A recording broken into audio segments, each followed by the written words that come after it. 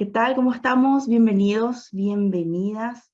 Ya estamos en vivo también a través de nuestra fanpage, a Jnet. Muchísimas gracias por sumarse a este encuentro virtual de un tema que mucho se está hablando últimamente y que, bueno, la comunidad también nos estuvo pidiendo para poder desarrollarlo. Así es que hoy vamos a hablar sobre los desafíos, las oportunidades precisamente de la inteligencia artificial en la labor periodística. Ya está con nosotros el señor Álvaro Soto. ¿Qué tal? ¿Cómo estamos? Bienvenido. Hola, buenas tardes. Muchas gracias por la invitación. Un gusto estar acá. No veo ahí los mensajes de gente de distintos países de nuestra región, lo cual me pone muy contento. Espero Un poder placer. ser ayuda a todos. Un placer, muchísimas gracias. Bueno, él es director del Centro Nacional de Inteligencia Artificial en Chile. Su área de investigación precisamente aborda todo el aprendizaje de máquina, robótica cognitiva, reconocimiento visual y Big Data. Es profesor del Departamento de Ciencias de la Computación y bueno, también en 2017 fue parte de un equipo de ingenieros que crearon el robot Cipedi, si dije bien, señor Álvaro, que Sí, utiliza un sí. poco la inteligencia artificial para escanear las góndolas de supermercados, tiendas, para justamente ayudar a los trabajadores a detectar quiebre de stock, comprobar si el precio etiquetado concuerda con la base de datos o si el producto de repente se encuentra en una sección que no corresponde. Bueno, con toda esta presentación, les decía, más que nunca estamos hablando sobre inteligencia artificial y hoy venimos a escucharle al señor Álvaro como, bueno, justamente como una oportunidad también para poder esto entender de qué se trata y cómo eso puede mejorar o automatizar, digamos, varios procesos en diferentes especialidades, desde la medicina, la industria, educación y en nuestro campo que es la comunicación, ¿verdad? El periodismo, nuestra labor. Entonces, a pesar de ello, que existen como diversas preocupaciones también sobre los efectos o posibles efectos negativos de la inteligencia artificial, eh, producir en diferentes ámbitos como el empleo, privacidad, seguridad, un montón de cosas que están ahí como navegando, ¿verdad? Álvaro, que están así como en la preocupación también de muchos, ¿verdad? Y es importante que podamos abordar estos desafíos en estos temas con responsabilidad para asegurar precisamente que la inteligencia artificial se utilice en beneficio de la humanidad. Así es que con esto dicho, empezamos, ¿verdad, Álvaro? Y empezar por lo básico, ¿verdad? ¿Qué es justamente la inteligencia artificial? Y bueno, qué tan importante es en nuestro tiempo, ¿verdad? En esta época. Eh, ¿Crees que te cuente un poco acerca de la importancia actual? ¿Eso? Sí, sí, sí, sí, me encantaría. Sí. Eh, bueno, vivimos tiempos muy espectaculares en el campo de la inteligencia artificial, ¿no? Yo creo que conversar otro día con unos colegas y básicamente el sentimiento es que el futuro se nos adelantó, ¿no? Probablemente todos ustedes están familiarizados con los nuevos avances en términos de esta herramienta GPT-Chat, ¿no? Que es como el icono de estas nuevas capacidades que han mostrado estos sistemas, ¿ya? Y son bastante sorprendentes, ¿ya? Quizás un poco para explicarles por qué digo esto, que el futuro se nos adelantó, ¿ya? Las técnicas, desde un punto de vista técnico, las técnicas que están detrás de estas aplicaciones de GPT, ¿ya? Son conocidas desde hace bastante tiempo, ¿ya? Y el tema principal fue que en la empresa esta OpenAI se comenzaron a utilizar y explorar cómo era su rendimiento si es que uno le daba mucho más datos y más cómputo. Sí, yo un poco lo veo como cuando uno a veces bate, ¿no? La mayonesa y con para hacer mayonesa, y si uno bate muy despacio, nunca va a salir mayonesa, ¿no? O sea, como que todos estábamos batiendo así más o menos lentos, y de repente ellos le pusieron más datos, y eso es como batir más rápido, y de repente salió esto, que es la mayonesa, lo cual es espectacular. La mayonesa es muy buena, ¿ya? Eh, eh, pero hay como dos cosas importantes, de que todavía no son muy bien entendidos por qué sale mayonesa. Y ese quizás uno de los principales desafíos, ¿no? Hoy día para el campo de la inteligencia artificial, ¿no? Porque cuando estas técnicas la alimentamos con más datos, comienzan a mostrar estas capacidades cognitivas tan avanzadas, ¿ya? Yo creo que ese es un desafío, ¿ya? Y el segundo desafío es que todos sabemos que cuando uno va demasiado rápido, la mayonesa se corta, ¿ah? Entonces hay que tener cuidado también en términos de cómo las aplicamos, porque dado que hay ciertas características que no se entienden bien de cómo es que se producen, cómo emergen, ¿ya? Porque básicamente acá la palabra clave es comportamiento emergente, ¿ya? Cuando uno de estos modelos de inteligencia artificial lo alimenta con más datos, están estos comportamientos emergentes, como por ejemplo, de alguna manera, ciertas capacidades de razonar, de hacer razonamiento, de hacer planeamiento. En el campo de la inteligencia artificial le llamamos problem solving, resolución de problemas, ¿no? Como que le planteamos un problema matemático y lo resuelve. O sea, esas habilidades que no se habían mostrado anteriormente en otros desarrollos, ahora sí emergen cuando uno le ingresa a estos modelos esta gran cantidad de datos, para que un poco también tengan una referencia. ¿A qué me refiero con esta gran cantidad de datos? ¿Ya?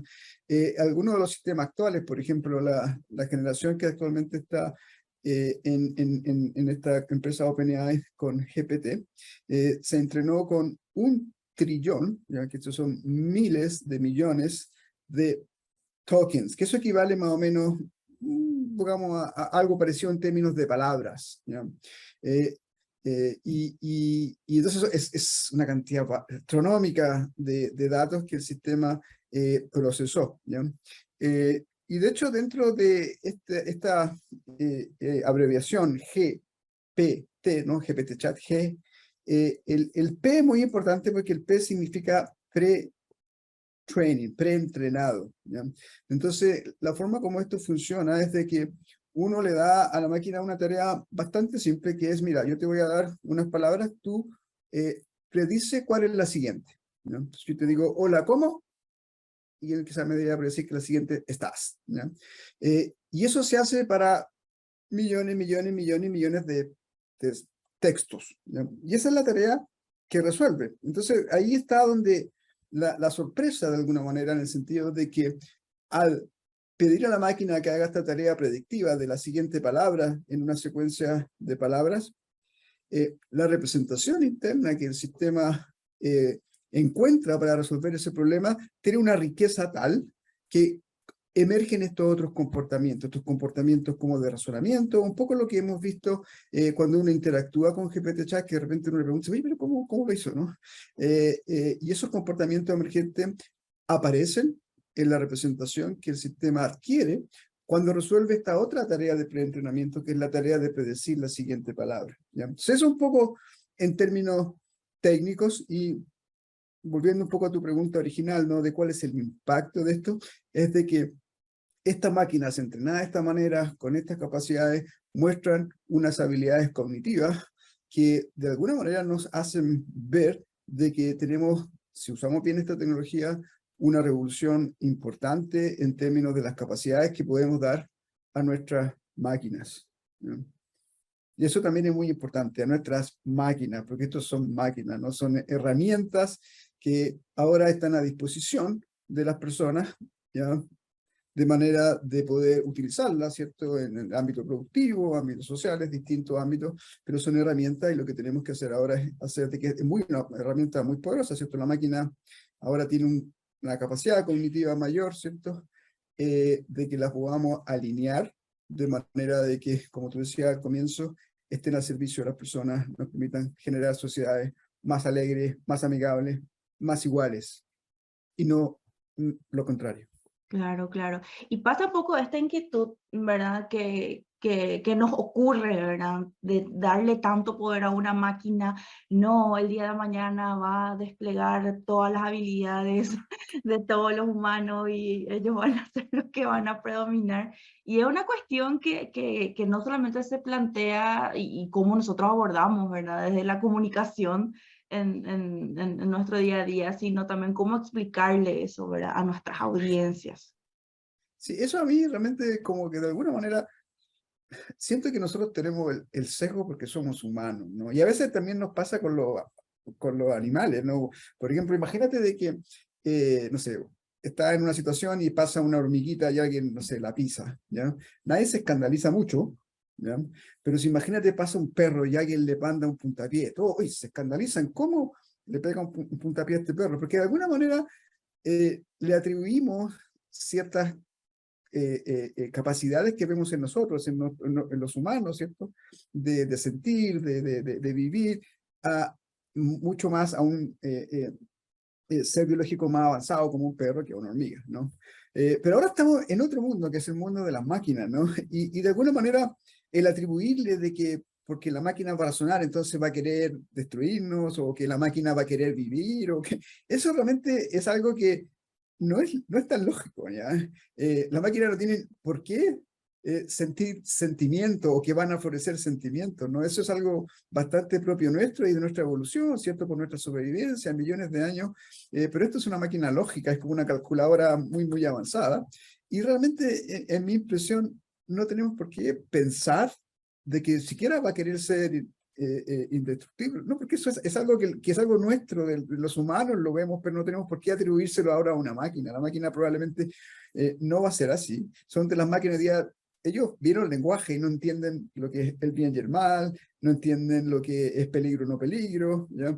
Esas son, en particular, esta máquina, si tú piensas, solamente lo único que vio del mundo es texto. ¿Qué significa eso? Que lo único que vio fueron secuencias de símbolos, ¿ya? Entonces, difícilmente desde esa perspectiva van a nacer todos esos otros sentimientos muy humanos que nosotros de alguna manera empezamos a atribuirle a la máquina, oye, van a hacer esto, esto, otro. Mi impresión es de que es difícil que eso ocurra, ¿no? La máquina no tiene por qué emerger ese comportamiento. Y para las personas que se están sumando a esta conversación hace un ratito, están por ahora, no se preocupen que la grabación vamos a estar compartiendo en el grupo del foro, les voy a compartir el enlace. Allí compartimos a través de nuestro canal de YouTube la grabación que subimos en la semana entrante, junto con con una recapitulación de IJNet Español, que bueno, recoge un poco esta conversación y saca los puntos claves, ¿verdad? De lo que Álvaro ahora nos está compartiendo. También me gustaría recordarles que esta es una iniciativa desde el Foro Pamela Howard sobre cobertura de crisis mundiales, y es una iniciativa del Centro Internacional para Periodistas. Y bueno, agradecidos porque Álvaro nos está acompañando desde el Centro Nacional de Inteligencia Artificial de Chile, a través de Yanvías Comunicaciones, que nos está, bueno, apoyando y que hizo que Álvaro nos acompañe el día de hoy. Entre ventajas justamente de la inteligencia artificial para aportar, o que aporta en el trabajo periodístico netamente, ¿cuáles serían justamente esos principios o principales, perdón, principales riesgos dentro de ello?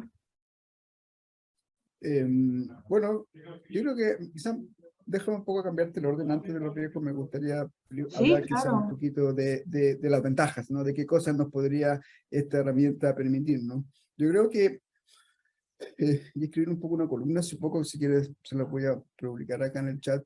Yo siento que Fantástico. esta es una evaluación, una evolución, ¿ya? De los sistemas de información, ¿no? Yo en la columna un poco cuento una anécdota personal, que cuando era yo alumno universitario, el profesor era como una especie de divinidad, ¿no? Porque era de alguna manera el mediador entre un conocimiento.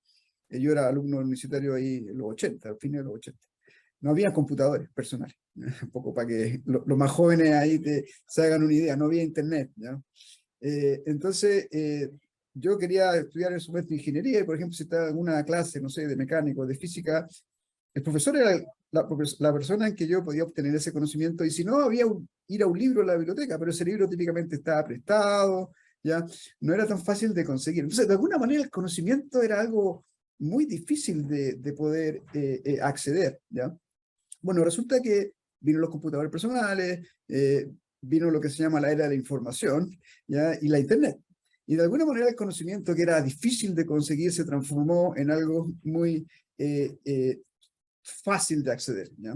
El problema era que ahora hay tanto conocimiento que es cómo llego a donde yo quiero llegar, ¿ya? Eso era difícil, ¿no? Entonces de ahí contaba un poco que en el caso de los fundadores de Google, ellos inventaron un algoritmo que se llama PageRank, que lo que hacía básicamente, por lo menos en términos de sitios web, hacía fácil o más directo llegar a... Y ellos con esa tecnología, bueno, crearon un imperio, ¿no? Google hoy día es probablemente de las principales empresas tecnológicas del mundo, pero el origen de Google es un algoritmo que lo que hace facilita el acceso al conocimiento. Entonces, dentro de eso, lo que sucede ahora con estas técnicas de inteligencia artificial, yo creo que si yo fuera el director de Google estaría muy, pero muy preocupado, porque la tecnología de PageRank queda totalmente obsoleta, ¿no? Ahora tengo una nueva tecnología. Imagínate esto que yo te contaba, este nuevo sistema, que yo le di mucho texto, y ahora yo le puedo preguntar directamente sobre ese conocimiento que está en ese texto, ¿no? En Google es bastante difícil tener una búsqueda interactiva, ¿no? Como que me muestra páginas y yo tengo que ver qué le pregunto ahora y me sigue mostrando páginas que no me interesan, ¿no?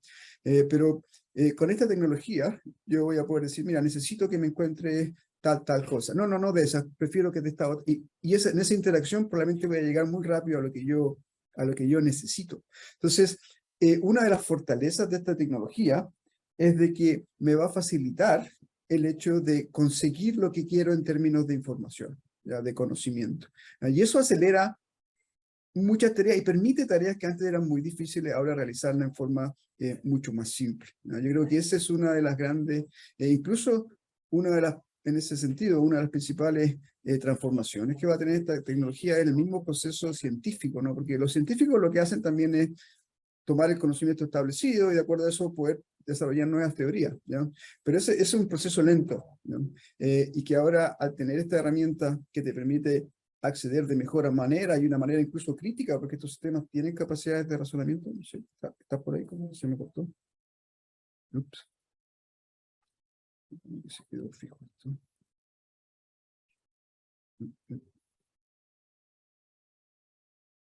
Te escuchamos. Bueno, ahí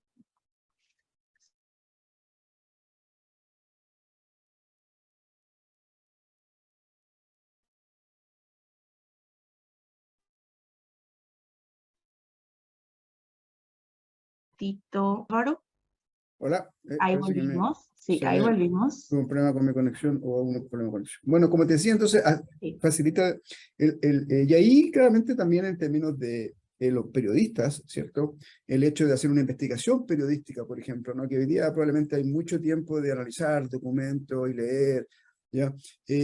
Esta herramienta te va a hacer, te va a facilitar mucho esa fase de investigación periodística, ¿ya? Por poner un ejemplo nomás en términos de esto. Otra cosa es de que este sistema tiene muy buenas capacidades para generar texto, ¿no? En el GP, el P era preentrenado, ¿no es cierto? Pero el G es generativo, que puede generar texto, ¿no? Y hemos visto de que uno le da ciertas indicaciones a esto y te puede generar un texto inicial, ¿no?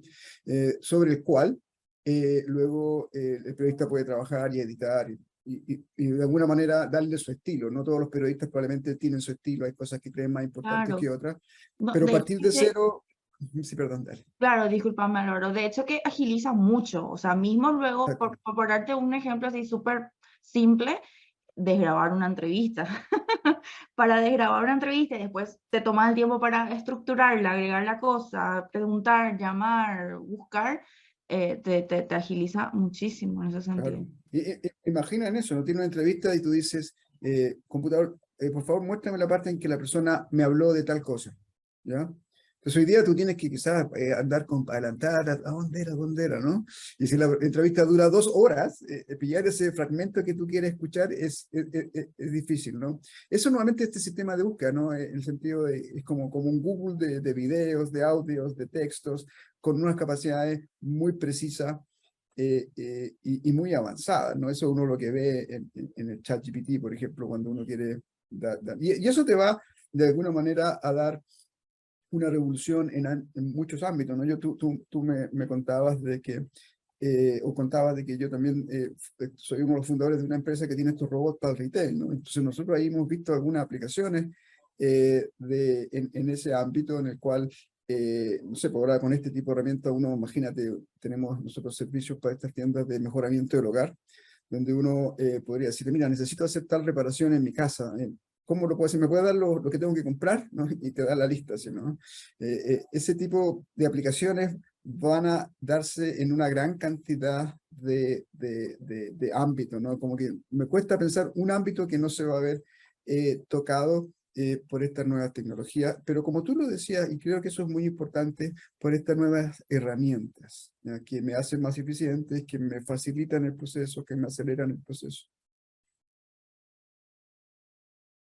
Y acá tenemos ya un par de preguntas. Les invito a que nos dejen en la cajita donde está el de Q&A para que puedan dejar allí sus consultas. Natalia Messer pregunta, menciona y bueno, al final deja su pregunta. Desde el punto de vista ético, sabemos que estas tecnologías son desarrolladas por seres humanos, quienes incorporan sus propios sesgos e ideologías al momento de programar. ¿Qué tan importante es contar con una regulación ética en inteligencia artificial? Bueno, realmente estas máquinas no se programan tan directamente, sino que se programan indirectamente en el sentido de que yo le doy una capacidad a esta máquina para que pueda aprender de grandes fuentes de información, ¿ya? Entonces, ahí también está el riesgo de este sesgo, porque si esas fuentes de información de las cuales la máquina va a obtener ese conocimiento tienen ciertos sesgos, tienen ciertos problemas, la máquina lo va a heredar, ¿ya? En ese sentido, el problema, si bien no va directamente en un programador que lo programa directamente el problema, pero igual se produce, ¿no? Y en ese sentido, yo creo que hay temas éticos en ese aspecto, ¿ya? Y también en los usos que se le pueda dar a la tecnología, ¿ya? Y también, por ejemplo, en el acceso, ¿ya? Todas estas tecnologías poderosas, si es que no tenemos una democratización de su uso y que realmente puedan ser usadas por no solamente las grandes empresas, sino que brinden oportunidades, ¿cierto?, a la sociedad en su conjunto, también nos van a probablemente a ahondar ciertas desigualdades que vemos en nuestra sociedad hoy día en lugar de hacer lo contrario. Entonces, hay distintos aspectos éticos, ¿no? Como el que menciona la colega ahí que da el comentario, u otros, ¿no? Y es muy importante poder estar muy atentos a eso, de manera de guiar esta tecnología por el área donde realmente preste beneficios a la sociedad, ¿no? Yo, en este sentido, como lo veo, es como alinear, de alguna manera, el funcionamiento o los valores o la forma en que se aplica y funciona esta tecnología a los valores y principios que queremos como sociedad. Y la regulación es la que tiene que hacer ahí ese puente, ¿ya? Pero hoy día yo he visto que se habla mucho de regular, lo cual es muy importante, ¿ya? Pero siento de que hoy día también tan importante como eso es poder entender bien cuáles son las perspectivas de esta tecnología e incluso su funcionamiento, porque como te decía al comienzo, una de las situaciones que se dio con esto es de que se le dio muchos datos y emergieron esto, pero no se entiende bien todavía cuáles son los alcances de eso. Entonces todavía es una tecnología que muestra mucho potencial, pero tiene ciertas áreas en que hay que madurar más también desde el punto de vista de entender, porque cuando uno quiere regular es muy importante que entienda bien lo que está regulando, ¿ya? Entonces, la regulación es muy importante y también la ética, pero la ética va más allá de la regulación. La ética también la tenemos cada uno de nosotros, ¿no? Si nosotros como sociedad de repente decimos, mira, sabes que esto de la inteligencia artificial está súper bueno, pero tiene problemas y no lo uso, ¿no? Nosotros, la ética parte de cada uno y como cada uno se para con respecto a estos nuevos desarrollos y decide cuáles son los usos que uno va a potenciar, ¿cierto? O los cuales uno crea, mira, yo no quiero ser partícipe de esto, ¿no? De alguna manera también parte por cada uno de nosotros, y es importante que se den los debates, que se instancias como estas, ¿cierto? Donde se pueda conversar del tema y se pueda entender bien, de manera que cada uno se vaya formando una opinión informada, ¿cierto? De qué significa esto y que de pronto no surja algo solo de los miedos, ¿no? Como que digo que no porque tengo miedo, ¿ah? Sino que realmente digo que no porque siento que éticamente, por ejemplo, es algo que creo que no corresponde o corresponde quizás en estos ámbitos médicos o tanto, pero no estos otros, ¿ya? Y eso es muy importante porque lo que sí yo estoy muy seguro es de que es una tecnología revolucionaria que va a afectar significativamente a nuestra sociedad. Por lo tanto, la importancia del debate, la importancia de entender su perspectiva ética, de regular correctamente, es mucho más importante. Y de hecho para nosotros, una de las cosas que te decía al comienzo que me causa mucha alegría de que haya gente de toda Latinoamérica, ¿no? Yo soy latinoamericano y quiero mucho a mi región y siento de que para nosotros es una oportunidad y un desafío, ¿cierto? Es una nueva tecnología que abre muchas puertas y que los científicos, las autoridades de nuestra región, si estamos atentos, nos vamos a poder subir a esta revolución y de alguna manera aprovechar las perspectivas que eso nos brinda de manera de mejorar las condiciones materiales, pero no solamente materiales, sino también las condiciones de crear sociedades más alegres, más igualitarias en esta parte del mundo. Totalmente. Y aquí con esta conversación, por eso es que les pido, ¿verdad?, aprovechar al máximo y sacarse todas las dudas, porque acá estamos escudriñando desde cuándo empezó a surgir esto, de cómo empezó a revolucionar y también del lado ético, ¿verdad? De no solamente la utilización, sino de diferentes regulaciones y cómo todas las oportunidades, ventajas, desafíos que estamos teniendo también rigen mucho en nuestra zona regional, ¿verdad? Ya, porque estamos en América Latina y bueno, hay muchas falencias en nuestra región, pero cómo esto puede ser una gran oportunidad para evolucionar. Yanko nos dice, ¿cómo ve las posibilidades de que instituciones del Estado puedan implementar el modelo prediseñado del ChatGPT en aplicaciones de fiscalización, por ejemplo, así como hace el comisario Heredia en Fiscalía, Chile, me aclara, en términos económicos? ¿Es viable o saldría muy caro? Una muy buena pregunta, ¿no? Uno opina como desde afuera, ¿no? Es como esta tecnología que se está haciendo en algún lado, ¿no? Pero la idea es que nosotros también tengamos nuestra propia posición, ¿no? Y estar en posición de tomar una decisión porque también tenemos acceso a esa tecnología. En ese sentido, bueno, yo soy el director del Centro Nacional de IA en Chile y estamos justamente en este momento en un proyecto para tener una primera versión de un modelo de este tipo, ¿ya? Una de las características que tienen estos modelos es que necesitan mucho cómputo, ¿ya?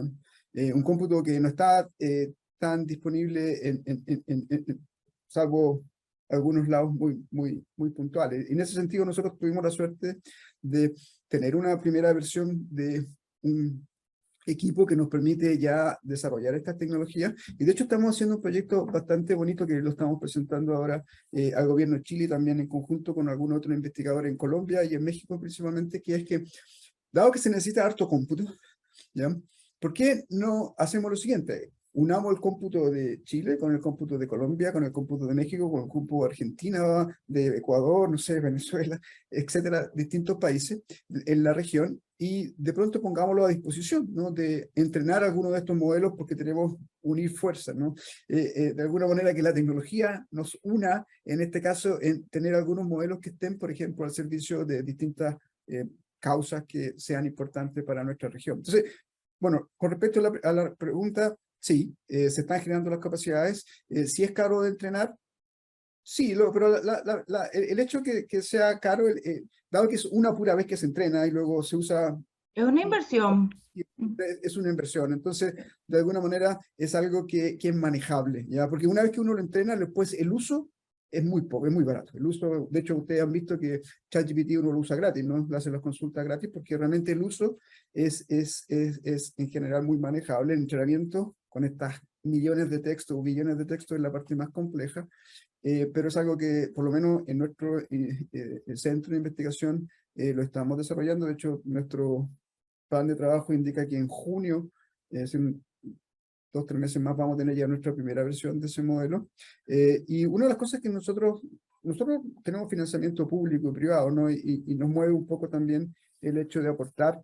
Somos una organización sin fines de lucro, y a través de Hugging Face, que es un sitio público que pone a disposición estos modelos, nuestra idea es de que eso lo podamos también liberar para que se use en forma gratuita, o se pueda descargar ciertos modelos abiertos para que lo utilicen en otros lugares. Fantástico. Tenemos varias preguntas, Álvaro. Hay varias consultas. Laura aquí nos pregunta, ¿cómo entender cómo entender los derechos de autor con la creación de textos, imágenes y demás productos creativos que pueden ser usados en el periodismo y en el mundo empresarial. Esa es una excelente pregunta. Yo no tengo ahí una respuesta eh, eh, eh, tan firme, ¿no? En el sentido Ujú. de que esta nueva tecnología nos abre un nuevo espacio, ¿cierto? Un nuevo espacio en que, por ejemplo, puede haber una colaboración entre, digamos, colaboración o usar este artista, esta herramienta, ¿cierto? De manera de hacer un texto creativo. Por ejemplo, imagínate de que en el caso de la creación de una novela, ¿no?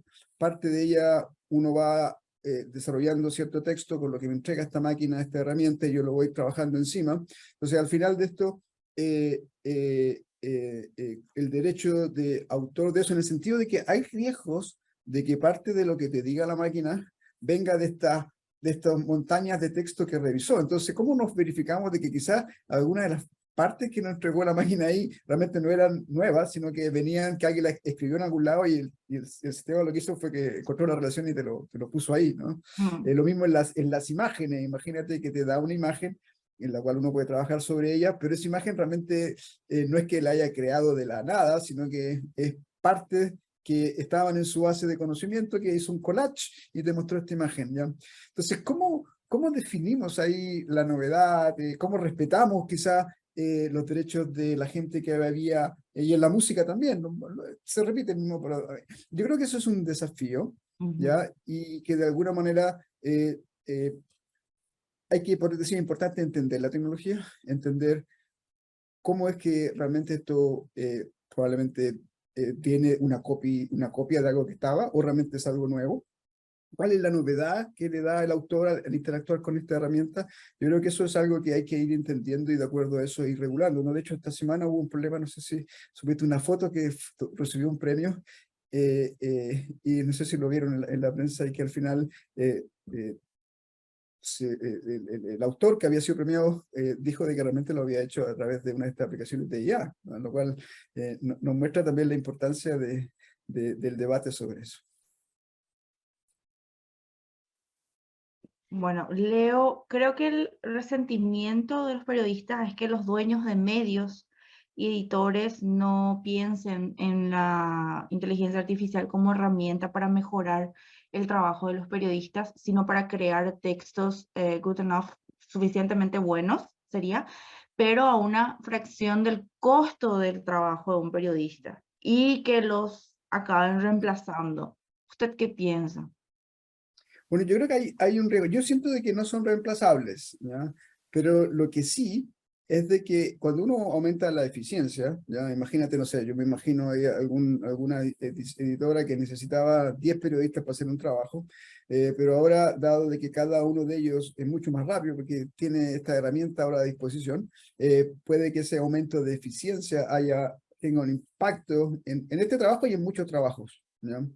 Y ese sí es un riesgo, que no es por reemplazo. Yo siento que la labor, pero el sistema, estos sistemas todavía, como te decía, tienen estas carencias de distinguir qué es bueno, qué es malo, ¿no? Mm. Y alinearse con cierto, o tener también la capacidad, ¿no? Que tiene hoy día un periodista de hacer una investigación, de poder darse cuenta cuál es la audiencia a la cual quiere llegar y dirigir ese texto a una audiencia. Yo creo que no es reemplazable, pero lo que sí es que va a aumentar bastante su eficiencia y ahí puede haber un impacto en el mundo del trabajo. Mira, en el término del impacto en el mundo del trabajo, hay una cosa que uno puede pensar como un mundo del trabajo estático, que es como lo de hoy, y chuta, va a quedar harta gente cesante, porque esta máquina antes hacíamos el trabajo con 10 y ahora lo hacemos con 6, entonces 4 quedaron fuera, ¿ya? Pero yo siento que esto es bastante dinámico, ¿ya? Por ejemplo, imagínate la Internet, ¿no? La Internet de alguna manera cerró una puerta, porque ahora los periódicos, ¿cierto? En papel, ¿ya? Eh, eh, tienen mucho menos mercado, pero no sé, abrió una cantidad hoy día hay muchos más medios probablemente periodísticos, dada la internet, que lo que había antes, ¿no? Y en, este, en esta dinámica del mundo del trabajo, así como va a pasar algo, se van a abrir muchas más oportunidades de nuevos trabajos y probablemente también en términos de el periodismo también va a ser dinámico. Entonces, uno puede pensar en la foto estática, ¿no? Pero en esta dinámica también yo creo que típicamente cuando una sociedad se hace más compleja, con más tecnología, surgen una serie de nuevos servicios que empiezan a tener espacios que antes no tenía. Y yo creo que dentro de eso, no niego que va a haber un impacto, como te decía, en términos de su aumento de eficiencia, pero yo también soy positivo en términos de pensar de que van a surgir nuevas oportunidades en este cambio de distintos ámbitos y distintos rubros. Y la Ujú. creación de nuevos. Claro, claro, nos queda 20 minutos nomás, Álvaro, y tengo como ¿Eso, varias preguntas. significa que hable más, que sea menos latero? ¿O que Un poco más corto más para poder resumido? responderle a todo, porque la verdad que están todos así como sumamente interesados y nos encanta la participación. Muchísimas gracias por ello. Jacqueline, riesgo de la inteligencia artificial en la educación específica. ¿Afectaría la capacidad de razonamiento de alumnos? Ahí vi que varias personas estuvieron respondiendo, Oh, pero ¿qué sí, no, dices? yo creo que eso ¿Qué es decís una muy vos? buena pregunta y yo estoy, Ajá, yo estoy más convencido, ¿no?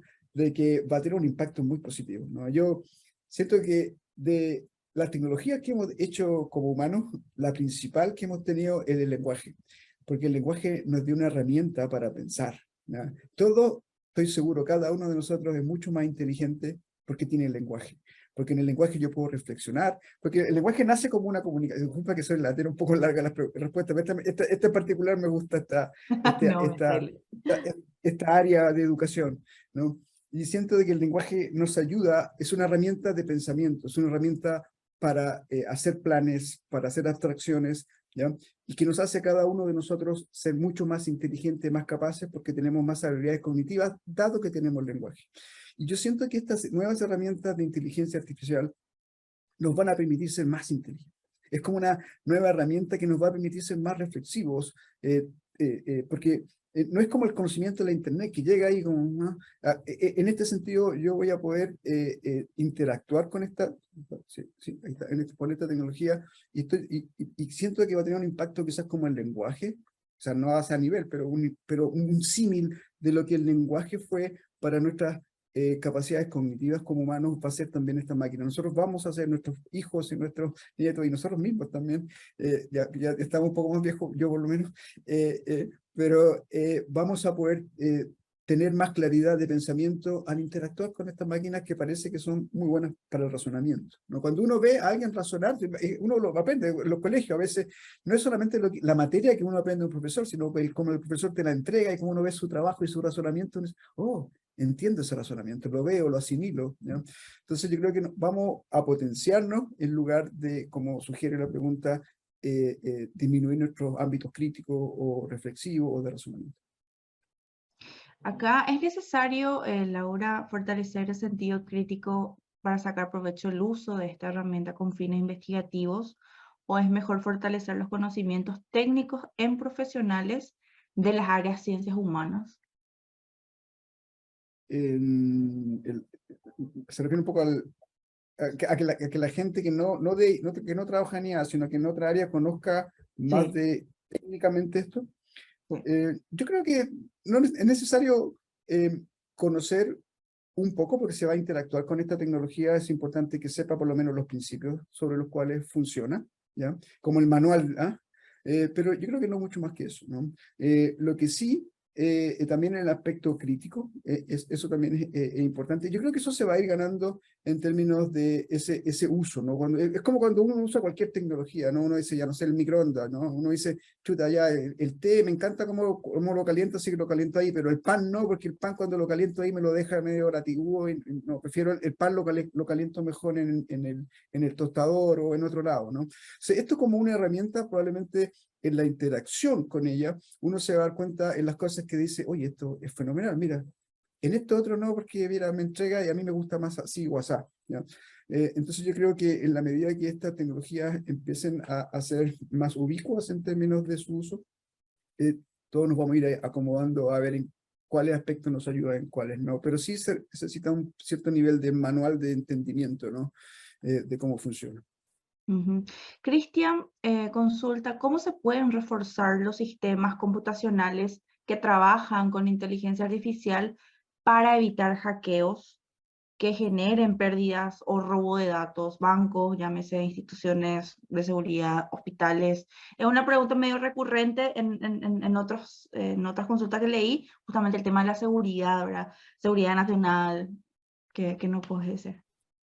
Sí, bueno, ahí es un tema que quizás es más amplio que solamente la inteligencia artificial, ¿no? Hay un área de la computación que es la ciberseguridad, ¿ya? Donde toca temas, por ejemplo, de encriptación, ¿no? De que los datos que si están guardados en algún lado no estén accesibles directamente, sino que tenga una cierta codificación, tal que aunque lleguen a malas manos, no lo pueda descifrar, por ejemplo. ¿Ya? Entonces yo creo que es muy importante de que eso en toda situación, ¿no? De hecho, en Italia hoy día prohibieron ChatGPT, pero la razón no es realmente de que haya habido un problema con la tecnología desde el punto de vista de IA, sino que la razón por lo que lo hicieron fue porque ellos estimaron de que la forma en que estaba tratando los datos esta empresa OpenAI con respecto a la gente que se había suscrito, ¿no? La privacidad de los datos que se estaba usando, no tenía la seguridad o el nivel de seguridad que ellos esperaban de eso. Entonces, yo creo que hoy día es algo que lo tenemos hoy en día también en las redes sociales, por ejemplo, ¿no? De que si los datos que tiene el sistema que adquieren, ¿no? De nuestra interacción con distintos, si realmente se respeta la privacidad o no pasa de que esa empresa se lo vende a otra, ¿no? Y de repente todas las empresas del mundo saben de mí cosas que yo no quiero que sepan ya.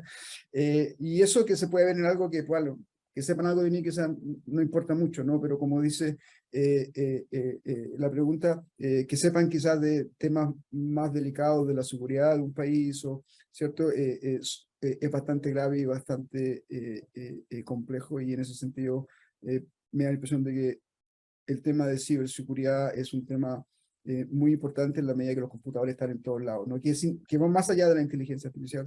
La inteligencia artificial, dado que va a aumentar este uso de los computadores, va a ser más necesario esto, pero en sí, transversalmente, desde ya, ¿cierto? Es algo que es muy relevante. ¿Cómo no caer, Alejandro, consulta, cómo no caer en violaciones de propiedad intelectual al usar ChatGPT en el periodismo?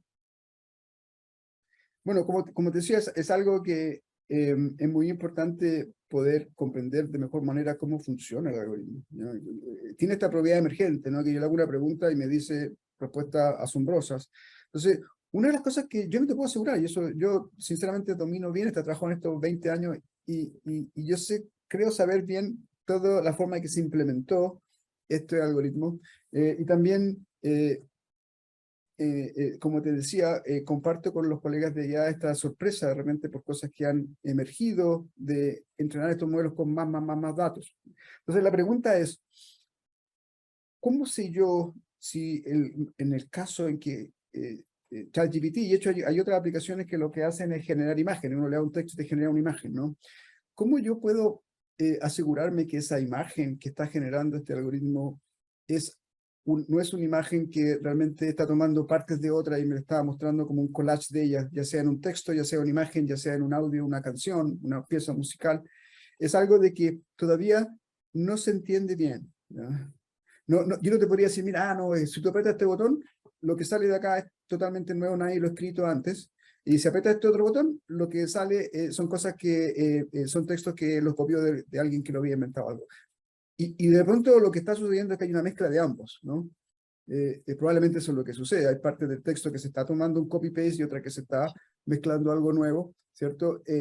Pero ¿cómo yo determino esa mezcla y cómo en esa mezcla puedo decir, mira, si tiene más de 70% de copia o no tanto, podría pensar en derecho, no sé.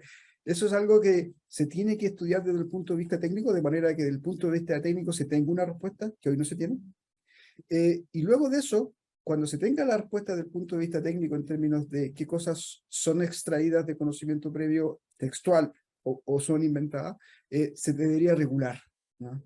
Pero yo creo que aún estamos en ese proceso, y es un proceso muy importante, y hay gente que hoy día hay investigación que está muy en la línea de poder dar respuestas a esas consultas. Tres preguntas más, Álvaro, y nos Ya. vamos despidiendo. Te agradezco de vuelta por tu tiempo y nada, a todos y todas que estaban sumándose por aquí y por Facebook también, que estoy trayendo también algunas consultas. Timoteo, ¿cómo citar referencia en la bibliografía de un documento académico, reportaje periodístico, información obtenida del chat GPT? Nos pregunta. Yo creo que como él lo sugiere, dado que hoy día no es claro, ¿cierto? Esta novedad o es Sí. importante dejar en claro, ¿no? De que mira, esto fue obtenido con ChatGPT, ¿no? Yo creo que eso hoy Mm. día, por lo menos como un Lo primer podemos paso, asumir ¿no? como fuente. Claro, claro, como un primer paso, ¿cierto? De que, Ujú. o que parte de esto, la base de esto sobre la cual yo no sé, Mm. dado que está todavía en el proceso de poder entenderse y regularse al respecto. Rubén menciona en las últimas noticias de medios tradicionales, anuncia que la aplicación de la inteligencia artificial dejará a millones de personas sin empleo. ¿Consideran que se concretice por descensos en muchas economías de varios países? Pregunta. Bueno, ¿Consideran que sí, concretice por descensos en muchas economías de muchos países, de varios países? yo ahí estoy de acuerdo de que esto va a tener un impacto en el mundo del trabajo. Como te decía, no, yo no estoy de Toda una acuerdo transformación. que sea por reemplazo, ¿no? Pero sí por eficiencia, lo cual va a ser, no sé, si alguien antes necesitaba hacer algo, por lo que decía antes con 10, ahora lo puede hacer con 6 y ahí hay un impacto. Pero lo que también yo soy muy convencido de que esto va a crear una nueva economía, ¿no? Donde, no sé, ¿quién imaginaba que íbamos a tener, no sé, hoy día Uber o todas estas cosas que han abierto nuevas formas de negocio y nuevas formas de trabajo? Y yo creo que eso también va a ser posible y vamos a tener también una economía en la cual se van a crear también muchas nuevas espacios y Mm. ocupaciones que van de alguna manera también a abrir oportunidades. Total. Rodrigo, los periodistas indiferentes del paso de la tecnología somos desarrolladores de contenidos, acumulamos material. ¿Qué camino recomienda seguir a quienes queremos orientar el periodismo a través de la inteligencia artificial y desarrollar competencias en la programación y estas tecnologías? Me pregunto, ¿cómo podría crear mi propia versión GPT con contenido de mi autoría y que me ayude con el procesamiento de información, por ejemplo? Es una muy buena pregunta. Yo siento de que, porque, claro, no vas a poder entrenar un modelo de este tipo, ¿cierto? Eh, pero sí, probablemente, y eso hoy día no está disponible, ¿ya? Pero yo creo que va a estar y debería estar, ¿cierto? Es de que uno pueda adaptar esa tecnología a ciertas cosas que para uno son importantes. Por ejemplo, en el mundo laboral, el periodismo podría ser a mi estilo periodístico, ¿ya? Cada uno tendrá su sello o el tipo de temas que le importe. Algo de eso se ha visto en GPT Chat porque si tú interactúas y tienes una cuenta, como que mantiene como que un conocimiento de lo que hablé antes con la máquina, ¿no? Como que va, no es como que cada vez que interactúo es como una nueva hebra de conversación, sino que guarda información. Yo siento de que eso va a ir creciendo y es posible de que en ese sentido hay una personalización de la tecnología y esa personalización puede también tocar temas técnicos, ¿no? Es súper importante tener en cuenta de que la aparición, por lo menos pública, de esta tecnología fue, creo, en diciembre del año pasado, es decir, hace 4 meses. ¿Ya? Es una tecnología disruptiva, ya lleva 4 meses un poco abriéndose. No es única, no es también de que sea una tecnología secreta, no es como lo hace OpenAI para hacer esto, ¿no? Es una tecnología que yo creo conocer mucho todos los detalles detrás de ella, es más un poco esto del tamaño, y eso va a abrir que mucha gente, ya sea a través del API de OpenAI o en otros desarrollos también pueda hacerla, y vamos a ver en los próximos años cómo poco a poco se van abriendo distintas oportunidades, y un poco la que menciona ahí la consulta creo que va a ser algo que va a tener las posibilidades. Solamente que hay que tener un poco de paciencia, esto es algo nuevo, y poco a poco, quizás no poco a poco, sino bien rápido, vamos a tener acceso a nuevas herramientas y a nuevos usos. Acá, Nicolás, ¿cómo hacer para masticar la inteligencia artificial para que todas las personas tengan acceso a ella? Sobre todo las más desposeídas. ¿Cómo hacer para que sea una herramienta de que el día de mañana pueda realmente servir a niveles, a todos, para nivelar las sociedades, acá dice Nicolás. Sí, de una democratización básicamente del acceso a la tecnología. Eso es un gran desafío. Y es algo que, por lo menos, no sé, yo te decía, en el centro en el cual yo participo, es una de nuestras misiones también, ¿no? ¿Cómo hacemos de que esta tecnología no quede en manos de unos pocos, sino que realmente tenga acceso? Una de las cosas que desde nuestra perspectiva hacemos es de que las distintas aplicaciones que desarrollamos queden abiertas, ¿no? De manera que cualquiera las pueda usar. Y también desarrollando herramientas que realmente impacten a grupos más amplios, ¿no? Es decir, hacemos una herramienta para educación que se usa en todos los colegios, de un cierto lugar, también de alguna manera impactamos de forma más amplia o en la salud o en distintas aplicaciones. Yo siento de que eso es algo que los gobiernos también en términos de su misión social deben también impulsar y es algo que tenemos que también, y los periodistas cumplen una labor muy importante en eso, ¿no? Escribiendo y haciendo notas de la importancia de que esta tecnología se democratice. Muchísimas gracias, Álvaro. Llegamos ahí al límite. Muchas gracias Sí. por tu tiempo, a todos también y todas por sumarse. Bueno, si hay otras preguntas, de Sí, repente podemos solamente ver una me gustaría pausa. Sí, contarle algo un poco para cerrar, dado que una de las cosas que estamos buenísimo. haciendo en este Centro de Inteligencia Artificial es un estudio de qué es lo que sucede con la inteligencia artificial en Latinoamérica. Ya es el IA Index, que esperamos publicar durante la segunda semana de agosto, y es de alguna manera una foto de, porque a veces se habla, ¿no?, de la inteligencia artificial, pero faltan números, falta una métrica de qué es lo que está pasando en la educación, en la empresa, en la opinión de la gente en la calle, cuáles son las perspectivas de la tecnología en distintos ámbitos. Y este es un esfuerzo que estamos haciendo en conjunto con distintos grupos en toda Latinoamérica, en 12 países, grupos en 12 países están participando de este estudio de manera que sea representativo. Y así que por ahí, por agosto, lo vamos a publicar y esperamos que sea una foto que luego la podamos ir siguiendo en el tiempo, de manera de que podamos ir viendo en los siguientes años en este estudio cómo vamos evolucionando, ¿no? Qué cosas estamos estancados, qué cosas vamos retrocediendo, qué cosas vamos avanzando y también cómo estamos con respecto al resto del mundo. En el mundo existen algunos de estos estudios y podemos ver cuáles son las cosas, así que eso es algo que viene en agosto y que es latinoamericano, tiene un espíritu de que realmente nos informe a nosotros como región. Fantástico, gracias. Vamos a seguir, vamos a continuar charlando. Seguramente nos vamos a encontrar más adelante, Álvaro, con otro tema, Ok, con este tema, estupendo. ir ampliando. Será hasta la próxima semana. La próxima semana vamos a tener una sesión bien práctica con la colega Mirelis Morales, desde Miami se va a conectar a la comunidad para poder aprender a producir nuestro propio libro periodístico. Así es que les recomiendo mucho esta sesión. La próxima semana a la misma hora súmense a nuestra comunidad en el foro, allí compartimos todas las novedades y actividades de nuestra comunidad y si quieren seguir otras oportunidades, seguir otras actividades, también pueden seguir a Jnet Español, que ahí también ya compartí el enlace en Twitter. Y nada, un placer, Álvaro. Muchísimas Fue un gracias placer también. por tu No, gracias a tiempo, por ustedes. todo. Que estén muy Cariños a bien. todos y Buena todas, que semana. estén bien. Chao, chao. Chao.